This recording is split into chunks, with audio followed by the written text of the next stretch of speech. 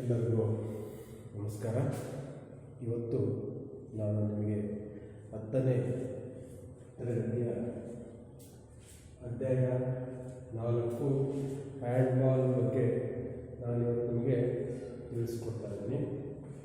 ನೀವು ಇಂದಿನ ತರಗತಿಗಳಲ್ಲಿ ಹ್ಯಾಂಡ್ಬಾಲ್ ಆಟದ ಪ್ರಸ್ತಾವನೆಯನ್ನು ನೀವು ನೋಡಿರಿ. ಹೇಗೆ ಹ್ಯಾಂಡ್ಬಾಲ್ ಆಟ ಬೆಳಕಿಗೆ ಬಂತು, ಇದು ಸುಮಾರು ಎಷ್ಟು ಹಳೆಯ ಆಟ ಅನ್ನೋದನ್ನು ನೀವು ನೋಡಿರಿ. ಹಾಗೆಯೇ ಈ ಆಟವನ್ನು ಕಂಡುಹಿಡಿದಿರ್ತಕ್ಕಂತಹ ಯಾರು ನಿಲ್ಸನ್ ಅಂತ ನಿಮಗೆಲ್ಲರಿಗೂ ಗೊತ್ತಿದೆ ಅಲ್ವಾ?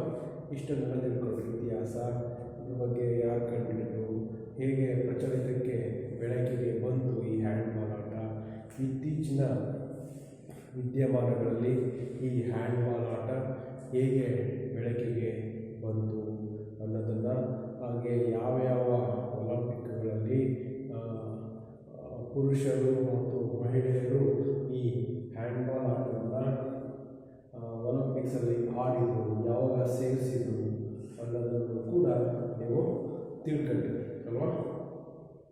ಹಾಗೆಯೇ ಹ್ಯಾಂಡ್ಬಾಲ್ ಅಂಕಣದ ಪರಿಚಯವನ್ನು ನೀವು ಮಾಡಿಕೊಂಡ್ರಿ ಅಲ್ವಾ? 40 ಮೀಟರ್ ಉದ್ದ ಇರುತ್ತೆ, ಹಾಗೆಯೇ 20 ಮೀಟರ್ ಅಗಲ ಇರುತ್ತೆ, ಹಾಗೆಯೇ 2 ಗೋಲ್ ಪೋಸ್ಟ್ಗಳನ್ನು ಹಾಕಿರ್ತಾರೆ. 2 ಅಂಕಗಳನ್ನಾಗಿ ವಿಭಾಗಿಸಿ ಗೋಲ್ ಪೋಸ್ಟನ್ನು ಹಾಕಿರ್ತಾರೆ. ಗೋಲ್ ಪೋಸ್ಟು ಅಗಲ 30 ಮೀಟರ್, 3 ಮೀಟರ್ ಅಗಲ ಇರುತ್ತೆ, ಹಾಗೆಯೇ 2 ಮೀಟರ್ ಹೈಟ್ ಇರುತ್ತೆ. ಬಲೆ ಕೂಡ ಇದಕ್ಕೆ ಇರುತ್ತೆ. 2 ಗೋಲ್ ಪೋಸ್ಟ್ಗಳಿಗೆ ಒಂದೊಂದು ಬಣ್ಣಗಳನ್ನು ಹೊಳೆದಿರ್ತಾರೆ ಅನ್ನೋದನ್ನು ನೀವು ತಿಳ್ಕೊಳ್ಳಿ. ಹಾಗೆ ಇದರಲ್ಲಿರ್ತಕ್ಕಂತಹ ಆಟಗಾರರು 7 ಜನ ಇರ್ತಾರೆ. ಗೋಲ್ ಕೀಪರನ್ನು ಸೇರಿ 7 ಜನ ಇರ್ತಾರೆ.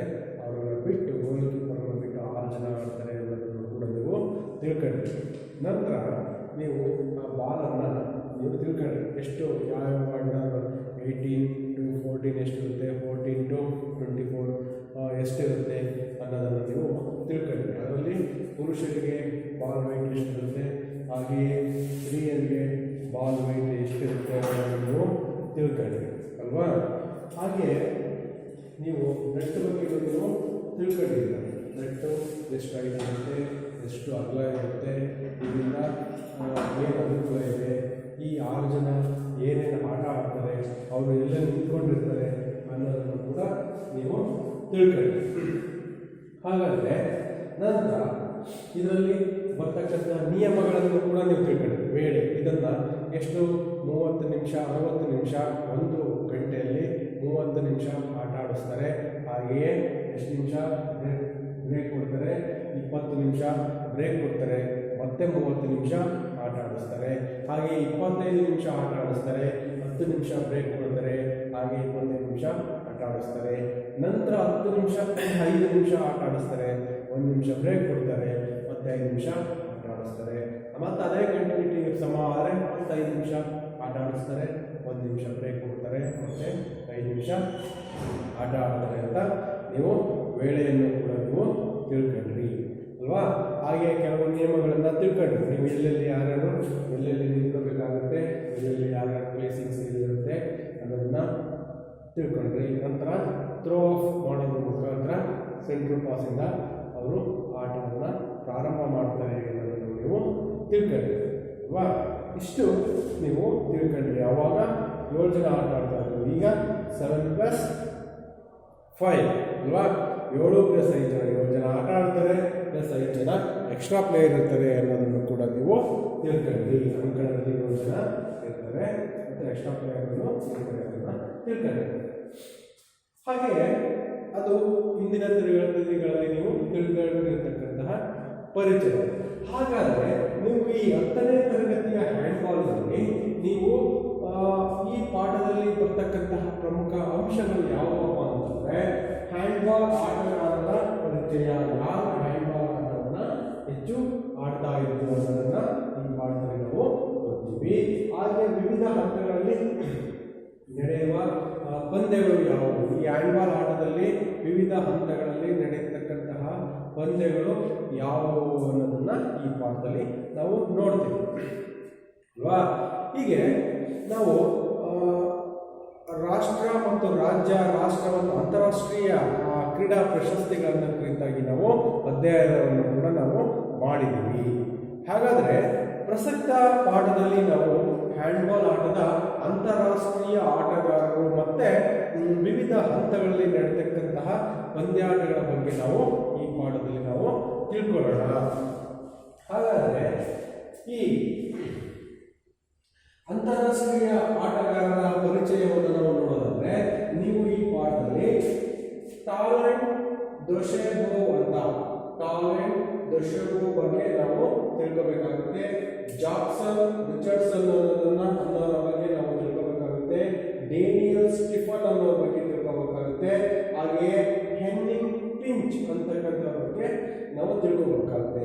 ಇವ್ರು ಯಾರಪ್ಪ ಅಂತಂದ್ರೆ ಅಂತಾರಾಷ್ಟ್ರೀಯ ಆಟಗಾರರು, ಅಂತಾರಾಷ್ಟ್ರೀಯ ಮಟ್ಟದ ಆಟಗಾರರು. ಗೊತ್ತಾದ್ರ? ಇವ್ರ ಬಗ್ಗೆ ನೋಡೋಣ. ಮೊದಲನೆಯದಾಗಿ ನಾವು ಯಾರ ಬಗ್ಗೆ? ಟಾಲೆಂಟ್ ದೊಶೆಬೋ ಅವ್ರ ಬಗ್ಗೆ ನಾವು ತಿಳ್ಕೊಳ್ಳೋದಾದ್ರೆ, ಇವರು ರಷ್ಯಾ ದೇಶದವರು. ನೆನ್ಪಿಟ್ಕೊಳ್ರಿ ಮಕ್ಕಳೇ, ಇವರು ರಷ್ಯಾ ದೇಶದವರು. ಇವರು 1992 ಒಲಿಂಪಿಕ್ ಪಂದ್ಯಾವಳಿಯಲ್ಲಿ ಬಂಗಾರ ಪದಕವನ್ನ ಪಡೆದಿರ್ತಕ್ಕಂಥ ಕ್ರೀಡಾಪಟು ಇವರು. ಯಾರು? ರಷ್ಯಾ ದೇಶದವರು. ಇವರು ಬಂಗಾರದ ಪದಕವನ್ನ ಪಡೆದಿರ್ತಕ್ಕಂತಹ ಕ್ರೀಡಾಪಟು, ತಂಡದ ಸದಸ್ಯರಾಗಿದ್ದರು ಇವರು ಕೂಡ. ಹಾಗೂ ಇವರು ಅನೇಕ 47 ಗೋಲ್ಗಳನ್ನ, ಅತಿ ಹೆಚ್ಚು ಗೋಲ್ ಗಳಿಸಿದ ಆಟಗಾರರಾಗಿದ್ದಾರೆ. ಇವರು 47 ಗೋಲ್ಗಳನ್ನ ಒಂದು ಪಂದ್ಯದಲ್ಲಿ ಗಳಿಸಿ ಅತಿ ಹೆಚ್ಚು ಗೋಲ್ ಗಳಿಸಿರ್ತಕ್ಕಂತಹ ಖ್ಯಾತಿಗೆ ಇವರು ಪಾತ್ರರಾಗಿದ್ದಾರೆ. ಇವರು ಪಂದ್ಯಾವಳಿಯ ಕನಸಿನ ತಂಡದ ಆಟಗಾರರಾಗಿ ಕೂಡ ಇವರು ಕರೀತಾರೆ. ಕನಸಿನ ಆಟಗಾರ ಇವರಿದ್ರೆ ಅನೇಕ ಪಂದ್ಯಗಳನ್ನು ನಾವು ಗೆಲ್ಬಹುದು ಅನ್ನತಕ್ಕಂತಹ ಮನೋಭಾವ. ನೀವು ಫಾರ್ ಎಕ್ಸಾಂಪಲ್ ಕ್ರಿಕೆಟಲ್ಲಿ ತೆಂಡೂಲ್ಕರ್ನ ನೀವು ನೋಡಿದ್ದೀರಿ ಅಲ್ವಾ? ತೆಂಡೂಲ್ಕರ್ ಇದ್ರೆ ಏನೋ ಒಂದು ಬೇರೆ ದೇಶದ ತಂಡಗಳಿಗೆ ಏನೋ ಒಂದು ಹೆದರಿಕೆ, ಭಯ. ಹಾಗೆ ಇವರನ್ನ ಕನಸಿನ ಆಟಗಾರರು ಅಂತಲೂ ಕೂಡ ಇವರಿಗೆ ಕರೀತಾ ಇದ್ರು. 1 ವರ್ಷದ ನಂತರ ವಿಶ್ವ ಚಾಂಪಿಯನ್ ಸ್ಪರ್ಧೆಯಲ್ಲಿ ಇವರು ಬಂಗಾರದ ಪದಕವನ್ನು ಗೆದ್ದು ರಷ್ಯಾ ತಂಡದ ಆಟಗಾರರಾಗಿದ್ದಾರೆ. ಇವರು ರಷ್ಯಾ ತಂಡದಲ್ಲಿ ಆಡ್ತಕ್ಕಂತಹ ಆಟಗಾರರಾಗಿದ್ದಾರೆ. ಇವರು ಸ್ಪೇನ್ ದೇಶದ ನಾಯಕತ್ವವನ್ನು ಪಡೆದು ಸುಮಾರು 10 ವರ್ಷಗಳ ಕಾಲ ಶ್ರೇಷ್ಠ ರಾಷ್ಟ್ರೀಯ ಹ್ಯಾಂಡ್ಬಾಲ್ ತಂಡದ ಸದಸ್ಯರಾಗಿ ದೇಶವನ್ನು ಇವರು 2 ಸಾರಿ ಒಲಿಂಪಿಕ್ನಲ್ಲಿ ಕಂಚಿನ ಪದಕವನ್ನು, ಹಾಗೆ ಯುರೋಪಿಯನ್ ಚಾಂಪಿಯನ್ಶಿಪ್ ಅಲ್ಲಿ 1 ಬೆಳ್ಳಿ ಪದಕವನ್ನು ಮತ್ತು 1 ಕಂಚಿನ ಪದಕವನ್ನು ಇವರು ತಂಡಕ್ಕೆ ಗಳಿಸಿಕೊಟ್ಟಿರ್ತಕ್ಕಂತಹ ಕೀರ್ತಿ ಇವರಿಗೆ ಸಿಗುತ್ತೆ. ಯಾರಿಗೆ? ಟಾಲೆಂಟ್ ದೊಶೆಬೋ ಅಂತಕ್ಕಂಥವರಿಗೆ. ಇವರು ಒಮ್ಮೆ ವಿಶ್ವ ಚಾಂಪಿಯನ್ಶಿಪ್ನ ಪಂದ್ಯಾವಳಿಯ ಆಟಗಾರ ಅಂತ ಪ್ರಶಸ್ತಿಯನ್ನು ಇವರು ಪಡ್ಕೊಂಡಿದ್ದಾರೆ. ಪಂದ್ಯಾವಳಿಯ ಆಟಗಾರ ಇವರು, ಪಂದ್ಯಾವಳಿಯ ಆಟಗಾರ ರಷ್ಯಾ ದೇಶದವರು. ಪಂದ್ಯಾವಳಿಯ ಆಟಗಾರರು ಇದ್ರೆ ಕನಸಿನ ಇವ್ರು ಏನಂತ ಕರೀತಾರೆ? ಇವರು ತಂಡದಲ್ಲಿದ್ದರೆ ಇವರನ್ನ ಕನಸಿನ ತಂಡದ ಆಟಗಾರ ಅಂತ ಇವರನ್ನ ಕರೀತಾರೆ. ಯಾರನ್ನ? ಟಾಲೆಂಟ್ ದೊಶೆಬೋ ಅಂತಕ್ಕಂಥ ಇವರು ರಷ್ಯಾ ದೇಶದವರು. ಎರಡನೇದಾಗಿ ನಾವು ನೋಡೋದಾದ್ರೆ ಜಾಕ್ಸನ್ ರಿಚರ್ಡ್ಸನ್ ಅಂತ. ಜಾಕ್ಸನ್ ರಿಚರ್ಡ್ಸನ್ ಇವರು ಫ್ರಾನ್ಸ್ ದೇಶದ ಆಟಗಾರ. ಅವರು ರಷ್ಯಾ ದೇಶದ ಆಟಗಾರ, ಇವರು ಫ್ರಾನ್ಸ್ ದೇಶದ ಆಟಗಾರ. ಇವರು 2004 ಒಲಿಂಪಿಕ್ಸ್ನಲ್ಲಿ ಇವರು ಸ್ಪರ್ಧೆಯನ್ನು ಉದ್ಘಾಟನಾ ಸಮಾರಂಭದಲ್ಲಿ ಇವರು ಫ್ರಾನ್ಸಿನ ಹ್ಯಾಂಡ್ಬಾಲ್ ತಂಡದ ನಾಯಕರಾಗಿ ಇವರು ದೇಶದ ಧ್ವಜವನ್ನು ಹಿಡಿದು ದೇಶದ ತಂಡವನ್ನು ಇವರು ಪ್ರತಿನಿಧಿಸಿದ್ದಾರೆ. ಯಾವುದೇ ಒಲಿಂಪಿಕ್ನಲ್ಲಿ ಮೊದಲು ಅವರ ಆಟಗಾರರ ಪರಿಚಯ ಆಗುತ್ತೆ. ಗೊತ್ತಾ? ಇಂಥ ಆಟಗಾರರು ಹೋಗ್ತಾ ಇರ್ತಾರೆ. ಎಲ್ಲ ಸ್ಪರ್ಧೆಯ ಆಟಗಾರರು, ಒಲಿಂಪಿಕ್ಸ್ನಲ್ಲಿ ಆಡ್ತಕ್ಕಂಥ ಆಟಗಾರರು ಹೋಗ್ತಾ ಇರ್ತಾರೆ, ಪಥಸಂಚಲನವನ್ನು ಮಾಡ್ತಾ ಇರ್ತಾರೆ. ಅವಾಗ ಇವರು ತಮ್ಮ ದೇಶದ ಧ್ವಜವನ್ನು ಹಿಡಿದುಬಿಟ್ಟು ಅವರು ಪಥಸಂಚಲನವನ್ನ ಮಾಡ್ತಾ ಹೋಗ್ತಾರೆ. ಯಾವ ದೇಶದ ಅಂತಂದ್ರೆ ಇವರು ಫ್ರಾನ್ಸ್ ದೇಶದ ಧ್ವಜವನ್ನು ಹಿಡಿದು ಇವರು 2004ರ ಒಲಿಂಪಿಕ್ಸ್ ನಲ್ಲಿ ಇವರು ಹ್ಯಾಂಡ್ಬಾಲ್ ತಂಡದ ನಾಯಕರು ಅಂತ ಘೋಷಣೆ ಮಾಡಿಕೊಂಡು ಇವರು ದೇಶದ ಧ್ವಜವನ್ನು ಹಿಡಿದು ಉಳಿದಂತಹ ಆಟಗಾರರನ್ನ ಇವರು ಮುನ್ನಡೆಸಿದ್ದಾರೆ. ಇವರು 2 ಬಾರಿ ಫ್ರೆಂಚ್ ಲೀಗ್ ವಿಜೇತರು, 2 ಬಾರಿ ಇವರು ಫ್ರೆಂಚ್ ಲೀಗ್ ಪಂದ್ಯದ ವಿಜೇತರಾಗಿದ್ದಾರೆ. ಹಾಗೆ 2 ಫ್ರೆಂಚ್ ಕಪ್ ತಂಡದ ಸದಸ್ಯರು ಕೂಡ ಇವರು ಆಗಿದ್ರು. ಇವರು 2 ಫ್ರೆಂಚ್ ತಂಡದ ಸದಸ್ಯರಾಗಿ ನಂತರ ಇವರು ಫ್ರೆಂಚ್ ಕಪ್ ಅನ್ನು ಗೆಲ್ಲೋದ್ರ ಮುಖಾಂತರ ಇವರು ಫ್ರಾನ್ಸ್ ದೇಶಕ್ಕೆ ಬಹಳ ಅತ್ಯುತ್ತಮ ಹ್ಯಾಂಡ್ಬಾಲ್ ಆಟಗಾರ ಅಂತಕ್ಕಂತಹ ಹೆಸರನ್ನು ಇವರು ತಂದುಕೊಟ್ಟಿದ್ದಾರೆ. ಹಾಗೆಯೇ ಫ್ರಾನ್ಸ್ನ ರಾಷ್ಟ್ರೀಯ ಹ್ಯಾಂಡ್ಬಾಲ್ ತಂಡದ ಸದಸ್ಯರಾಗಿ ಇವರು 2 ಬಾರಿ ವಿಶ್ವ ಚಾಂಪಿಯನ್ಶಿಪ್ನಲ್ಲಿ ಪ್ರಥಮ ಸ್ಥಾನವನ್ನು ಇವರು ದೊರಕಿಸಿಕೊಟ್ಟಿದ್ದಾರೆ. ಫ್ರಾನ್ಸ್ ರಾಷ್ಟ್ರೀಯ ಹ್ಯಾಂಡ್ಬಾಲ್ ತಂಡದ ಇವರು ಸದಸ್ಯರಾಗಿ ಇವರು 2 ಬಾರಿ ವಿಶ್ವ ಚಾಂಪಿಯನ್ಶಿಪ್ನಲ್ಲಿ ಪ್ರಥಮ ಸ್ಥಾನವನ್ನು ಇವರು ದೊರಕಿಸಿಕೊಟ್ಟಿರ್ತಕ್ಕಂತಹ ಆಟಗಾರ ಜಾಕ್ಸನ್ ರಿಚರ್ಡ್ಸನ್ ಅಂತಕ್ಕಂಥವನು. ಇವನು ಫ್ರಾನ್ಸ್ ದೇಶದ ಆಟಗಾರ. ಹಾಗೆ ಇವರು ಬಾರ್ಸಿಲೋನಾ ಒಲಿಂಪಿಕ್ಸ್ ನಲ್ಲಿ ಕಂಚಿನ ಪದಕವನ್ನ ಪಡೆದುಕೊಂಡರು. ಇವರು 1 ಬಾರಿ ಅಂತಾರಾಷ್ಟ್ರೀಯ ಹ್ಯಾಂಡ್ಬಾಲ್ ಚಾಂಪಿಯನ್ಶಿಪ್ ಅನ್ನು ಕೂಡ ಇವರು ಪ್ರಶಸ್ತಿಯನ್ನು ಗೆಲ್ಲೋದ್ರ ಮುಖಾಂತರ ಪ್ರಶಸ್ತಿಯನ್ನು ಅವರು ಪಡ್ಕೊಂಡಿದ್ದಾರೆ. ಯಾರೋ ಜಾಕ್ಸನ್ ರಿಚರ್ಡ್ಸನ್ ಅಂತಕ್ಕಂಥವರು. ಇವರು ಬಾರ್ಸಿಲೋನಾ ಒಲಿಂಪಿಕ್ ಚಾಂಪಿಯನ್ಶಿಪ್ ನಲ್ಲಿ ಕಂಚಿನ ಪದಕವನ್ನ ಪಡೆದು ಇವರು ವರ್ಷದ ಆಟಗಾರ, ಶ್ರೇಷ್ಠ ಆಟಗಾರ ಅಂತ ಕರೀತಾರೆ. ಆಯ್ತಾ, ವರ್ಷದ ಆಟಗಾರ, ಶ್ರೇಷ್ಠ ಆಟಗಾರ ಅಂತಕ್ಕಂತಹ ಪ್ರಶಸ್ತಿಯನ್ನು ಕೂಡ ಇವರು ಚಾಂಪಿಯನ್ಶಿಪ್ ಅನ್ನು ಕೊಡ್ತಾರಲ್ಲ, ತಂಡದಲ್ಲಿ ಯಾರು ಉತ್ತಮ ಪ್ರದರ್ಶನವನ್ನು ಕೊಟ್ಟಿರ್ತಾರೆ ಅವರಿಗೆ ಚಾಂಪಿಯನ್ ಟ್ರೋಫಿ ಗೊತ್ತಾ, ಹೆಚ್ಚು ವೈಯಕ್ತಿಕ ಚೆನ್ನಾಗಿ ಆಟ ಆಡಿದ್ದಾರೆ ಅಂತಕ್ಕಂಥ ಪ್ರಶಸ್ತಿಯನ್ನು ಇವರು ಪಡೆದುಕೊಂಡರು. ಇವರ ಜಾಣ್ಮೆ ಮತ್ತೆ ಇವರ ಕಠಿಣ ಪರಿಶ್ರಮದಿಂದ ಇವರು 15 ವರ್ಷಕ್ಕೂ ಅಧಿಕ ಇವರು ವಿಶ್ವಶ್ರೇಷ್ಠ ಆಟಗಾರರಾಗಿ ಗುರುತಿಸಲ್ಪಟ್ಟಿದ್ದಾರೆ. ಸುಮಾರು 15 ವರ್ಷಗಳ ಕಾಲ ಹ್ಯಾಂಡ್ಬಾಲ್ ಅನ್ನ ಆಡಿರ್ತಕ್ಕಂತಹ ಉತ್ತಮ ಪ್ರದರ್ಶನಕಾರ ಅಂತಕ್ಕಂತಹ ಪ್ರಶಸ್ತಿಯನ್ನು ಕೂಡ ಯಾರು ಜಾಕ್ಸನ್ ರಿಚರ್ಡ್ಸನ್ ಅಂತಕ್ಕಂಥವರು ಪಡೆದಿದ್ದಾರೆ. ಇವರು ಯಾವ ದೇಶದವರು? ರಷ್ಯಾ.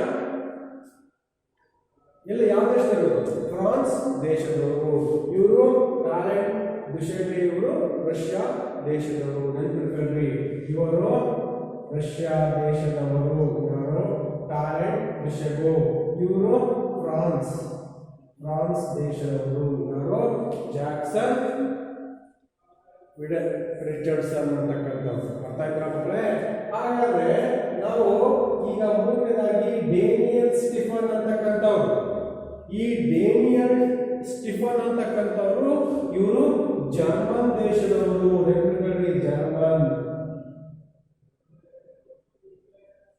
ಜರ್ಮನ್ ದೇಶದವರು. ಯಾರು? ಈ ಡೇನಿಯಲ್ ಸ್ಟಿಫನ್ ಅಂತಕ್ಕಂಥವ್ರು. ಇವರು ಜರ್ಮನ್ ದೇಶದವರಾದ ಇವರು 1995ರಿಂದ ಜರ್ಮನ್ ಹ್ಯಾಂಡ್ಬಾಲ್ ತಂಡದ ಸದಸ್ಯರಾಗಿದ್ದಾರೆ. ಯಾವಾಗ? 1995ರಿಂದ ಇವರು ಹ್ಯಾಂಡ್ಬಾಲ್ ನ ಜರ್ಮನ್ ತಂಡದ ಸದಸ್ಯರಾಗಿ ಇವರು ಆಯ್ಕೆಯಾಗಿದ್ದಾರೆ. ಇವರು ಯುರೋಪಿಯನ್ ಹ್ಯಾಂಡ್ಬಾಲ್ ಚಾಂಪಿಯನ್ಶಿಪ್ನ ವಿಜೇತ ತಂಡದ ಸದಸ್ಯರಾಗಿದ್ದರು. ಯುರೋಪಿಯನ್ ಹ್ಯಾಂಡ್ಬಾಲ್ ಚಾಂಪಿಯನ್ಶಿಪ್ನ ಇವರು ವಿಜೇತ ಆಗಿರ್ತಕ್ಕಂಥ ತಂಡದಲ್ಲಿ ಇವರು ಕೂಡ ಒಬ್ಬರು ಆಗಿದ್ರು. ಗೊತ್ತಾ? ಸ್ಟಿಫನ್ ಇವರು 1998ರಲ್ಲಿ ವಿಶ್ವ ವರ್ಷದ ಆಟಗಾರರಾಗಿದ್ದಾರೆ. ಇವರು 1998ರ ಒಲಿಂಪಿಕ್ ಆಟದಲ್ಲಿ ಇವರು ವಿಶ್ವದ ಶ್ರೇಷ್ಠ ಹ್ಯಾಂಡ್ಬಾಲ್ ಆಟಗಾರರಾಗಿ ಇವರು ಹೊರಹೊಮ್ಮಿದ್ದಾರೆ. ವಿಶ್ವ ವರ್ಷದ ಆಟಗಾರ ಅಂತ ಇವರನ್ನ ಕರೆದ್ರು. ಒಂದು ಬಾರಿ ಇವರು ಜರ್ಮನ್ ವರ್ಷದ ಆಟಗಾರ ಪ್ರಶಸ್ತಿಯನ್ನ ತಮ್ಮ ಮುಡಿಗೇರಿಸಿಕೊಂಡಿದ್ದಾರೆ. ಇವರು ಒಂದು ಬಾರಿ ಜರ್ಮನ್ ದೇಶದ ವರ್ಷದ ಆಟಗಾರರಾಗಿದ್ದಾರೆ. ಹಾಗೆಯೇ ಇವರು 1998ರಲ್ಲಿ ಅಂತಾರಾಷ್ಟ್ರೀಯ ವರ್ಷದ ಆಟಗಾರರಾಗಿ ಇವರು ಉದಯೋನ್ಮುಖ ಆಗಿದ್ದಾರೆ. ಯಾರು?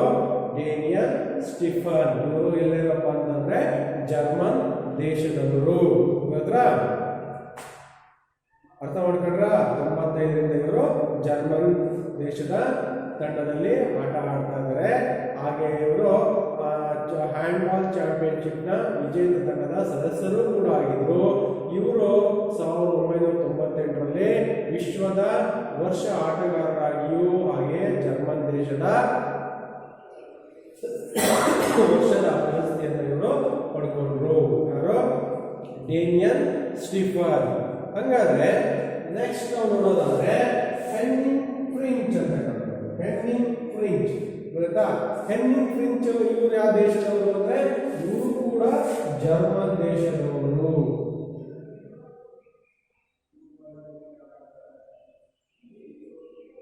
ಇವರು ಕೂಡ ಎಲ್ಲರೂ ಜರ್ಮನ್ ದೇಶದವರು.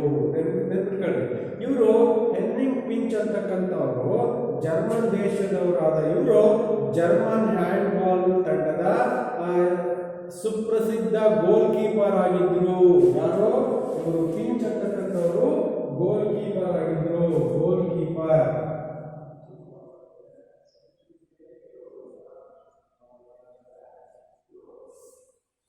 ಸುಪ್ರಸಿದ್ಧ ಗೋಲ್ ಕೀಪರ್ ಆಗಿ ಇವರು ಜರ್ಮನ್ ತಂಡದ ಸದಸ್ಯರಾಗಿದ್ರು. ಯಾರು? ಹೆನ್ನಿಂಗ್ ಫ್ರಿಂಚ್ ಅಂತಕ್ಕಂಥವರು. ಇವರು ಒಂದು ಬಾರಿ ವಿಶ್ವ ಆಟಗಾರರಾಗಿ ವಿಶ್ವ ಇಂಟರ್ನ್ಯಾಷನಲ್ ಸ್ಪೋರ್ಟ್ಸ್ ಮ್ಯಾನ್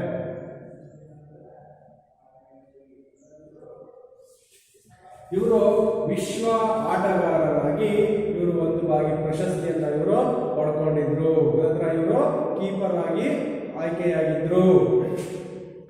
ನಂತರ ಇವರು ಜರ್ಮನ್ ರಾಷ್ಟ್ರೀಯ ಹ್ಯಾಂಡ್ಬಾಲ್ನ ತಂಡದ ಆಟಗಾರರಲ್ಲಿ ಕೂಡ ಇವರು ಒಬ್ಬರಾಗಿದ್ರು.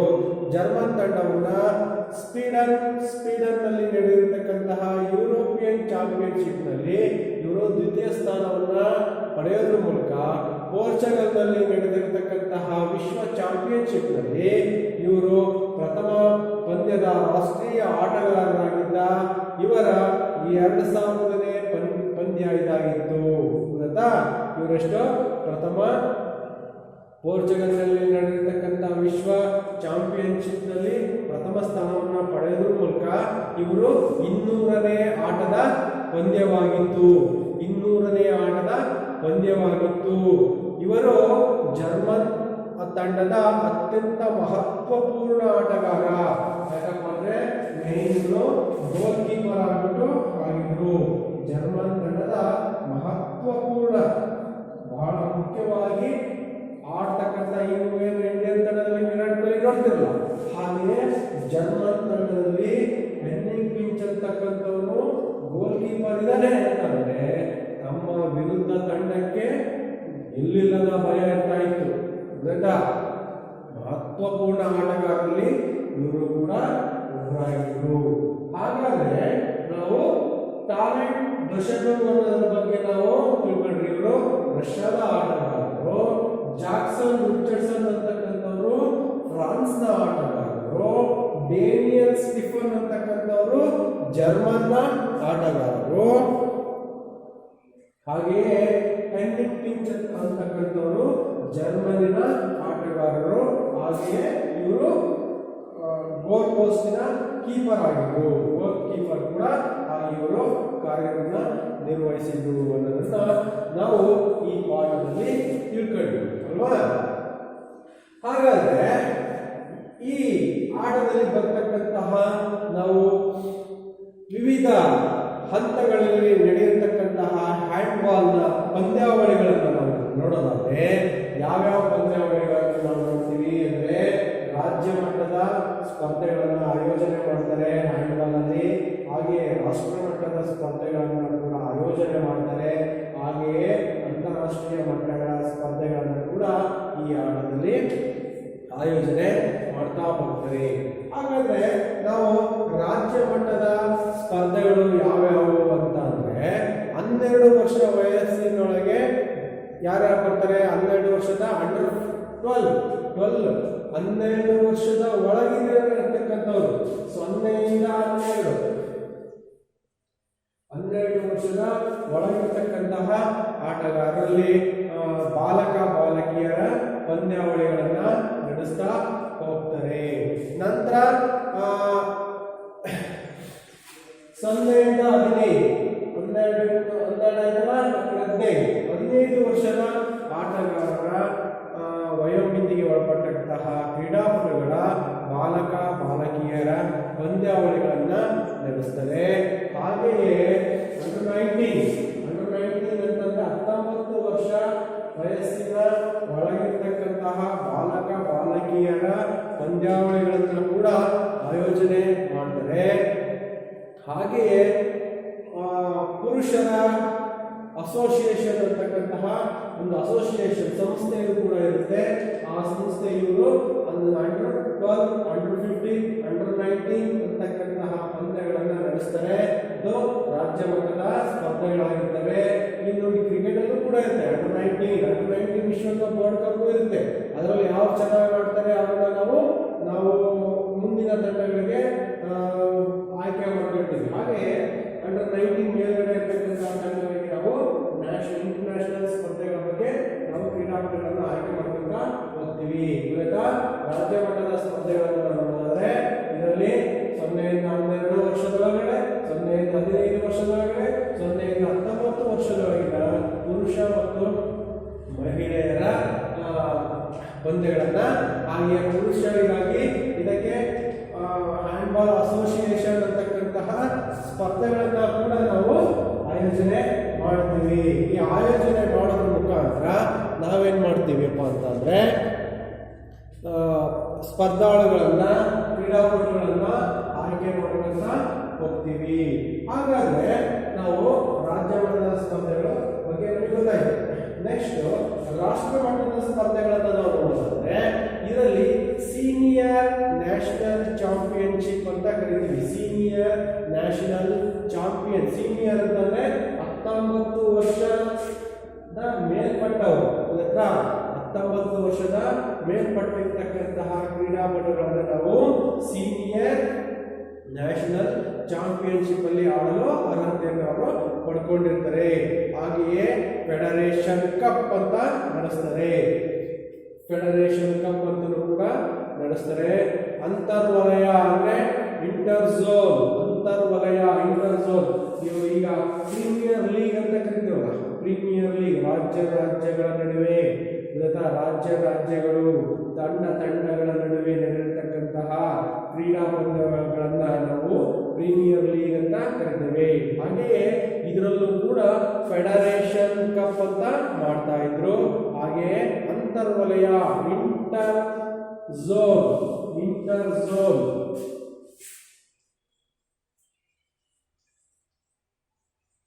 ಅಂತರ್ವಲಯ, ಒಂದು ವಲಯದಿಂದ ಇನ್ನೊಂದು ವಲಯ. ಈಗ ಒಂದು ಶಾಲೆ ಇನ್ನೊಂದು ಶಾಲೆ, ಈ ಶಾಲೆ ಪಲ್ಲಗಟ್ಟೆ ಶಾಲೆ ಅಥವಾ ಮರಿಕುಂಟೆ ಶಾಲೆ, ಈ ತರ ಇವು ಈ ಅಂತರ್ವಲಯದಲ್ಲಿ ನಡೆಯತಕ್ಕಂಥದ್ದು. ನಂತರ ಝೋನಲ್ ಲೆವೆಲ್ ಅಂತಂದ್ರೆ ತಾಲೂಕು ಮಟ್ಟದಲ್ಲಿ ತಗೋಬಹುದು. ಈ ತಾಲೂಕು ಜಗಳೂರು ತಾಲೂಕು, ದಾವಣಗೆರೆ ತಾಲೂಕು. ಅದೇ ರಾಜ್ಯ ಮಟ್ಟ ಅಂತಂದ್ರೆ ದಾವಣಗೆರೆ ಜಿಲ್ಲೆ, ಚಿತ್ರದುರ್ಗ ಜಿಲ್ಲೆ. ಗೊತ್ತಾ? ರಾಜ್ಯ ಮಟ್ಟ ಅಂದ್ರೆ ಕರ್ನಾಟಕ, ಆ ಕಡೆ ಆಂಧ್ರ ಪ್ರದೇಶ. ಹಾಗೆ ರಾಷ್ಟ್ರ ಮಟ್ಟ ಅಂದ್ರೆ ಇಡೀ ರಾಜ್ಯಗಳೆಲ್ಲ ಒಂದು ತಂಡ. ಅರ್ಥ ಆಯ್ತಾ ಮಕ್ಕಳೇ? ಈ ತರ ಫೆಡರೇಷನ್ ಕಪ್ಪು, ಅಂತರ್ವಲಯ, ಇಂಟರ್ ಝೋನಲ್ ಚಾಂಪಿಯನ್ಶಿಪ್ ಅಲ್ಲೂ ಕೂಡ ನಾವು ರಾಷ್ಟ್ರ ಮಟ್ಟದ ಪಂದ್ಯಾವಳಿಗಳನ್ನು ನಾವು ನಡೆಸ್ತಾ ಹೋಗ್ತೇವೆ. ಹಾಗೆಯೇ ಅಂತಾರಾಷ್ಟ್ರೀಯ ಸ್ಪರ್ಧೆಗಳನ್ನು ನಾವು ನೋಡೋದಾದ್ರೆ ಈ ಹ್ಯಾಂಡ್ಬಾಲ್ ಆಟದಲ್ಲಿ ಅಂತಾರಾಷ್ಟ್ರೀಯ ಮಟ್ಟದ ಸ್ಪರ್ಧೆಗಳನ್ನ ನಾವು ನೋಡೋದಾದ್ರೆ ಇದರಲ್ಲಿ ಸಾರ್ಕ್ ದೇಶಗಳ ಪಂದ್ಯಾವಳಿಗಳು ನಡೀತವೆ. ಸಾರ್ಕ್ ನಾವೇನು ವಿಶ್ವದ ನಮ್ಮ ಸಾರ್ಕ್ ಶೃಂಗಸಭೆ ಅಂತ ನಡೆಯುತ್ತೆ ಅಲ್ವಾ, ನಮ್ಮ ದೇಶಗಳ ಮಧ್ಯೆ ಇಷ್ಟು ದೇಶಗಳು ಅಂತ ಇರುತ್ತೆ, ನೀವು ಸಮಾಜದಲ್ಲಿ ಓದ್ತೀರಾ.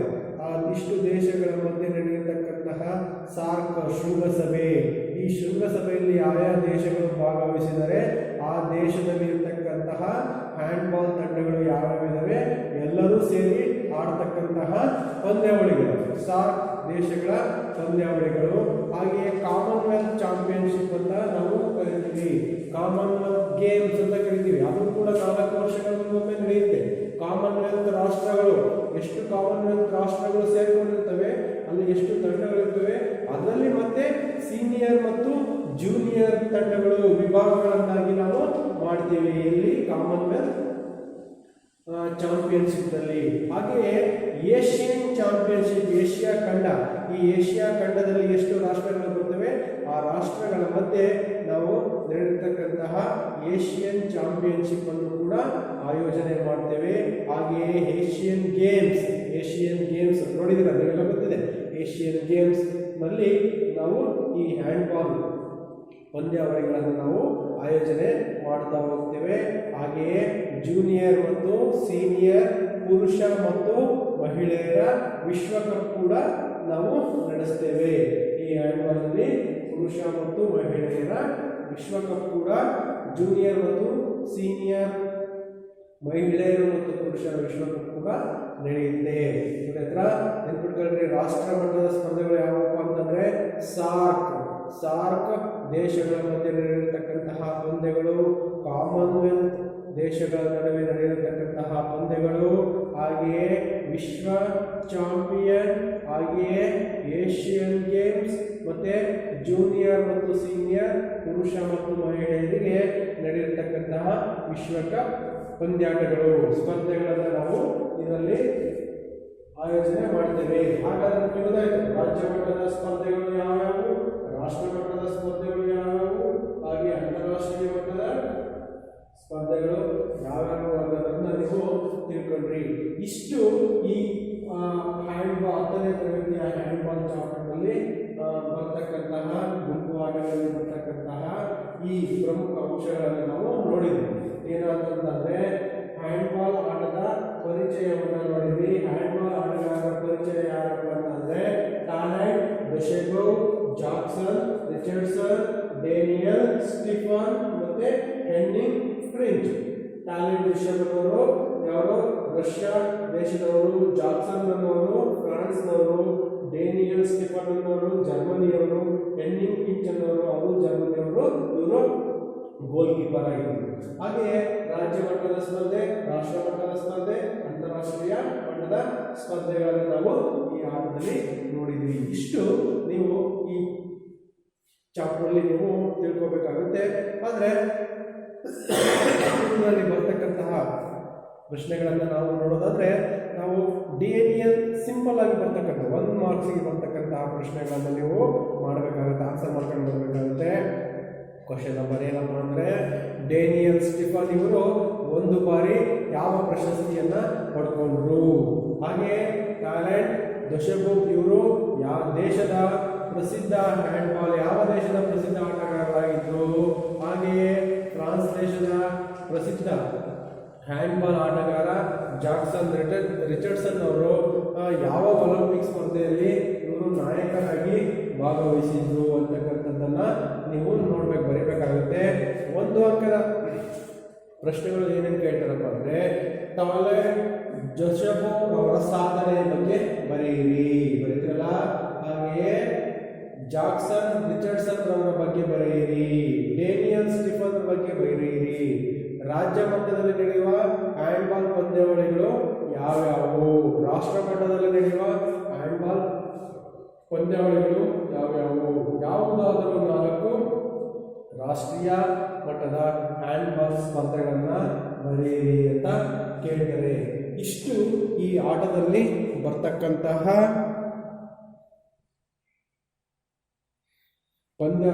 ಆಟದಲ್ಲಿ ಬರ್ತಕ್ಕಂತಹ ನಾವು ಅಂಶಗಳು ಅನ್ನು ನಾವು ಗಮನಿಸಿದ್ವಿ. ಇಷ್ಟು ನಿಮಗೆಲ್ಲ ಅರ್ಥ ಆಗಿದೆ ಅಂತ ಅಂದ್ಕೊಂಡ್ಬಿಟ್ಟು ನಾನು ಇವತ್ತಿನ ಚಾಪ್ಟರ್ನ ಮುಗಿಸ್ತಾ ಇದ್ದೇನೆ.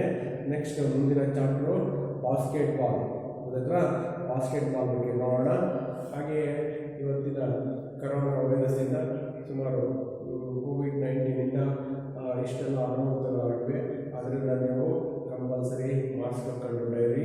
ಹಾಗೆ 3 ಅಡಿ ಬಿಟ್ಟು 6 ಅಡಿ ನೀವು ಅಂತರವನ್ನು ಕಾಯ್ದುಕೊಂಡು ನೀವು ಓಡಬೇಕಾಗುತ್ತೆ.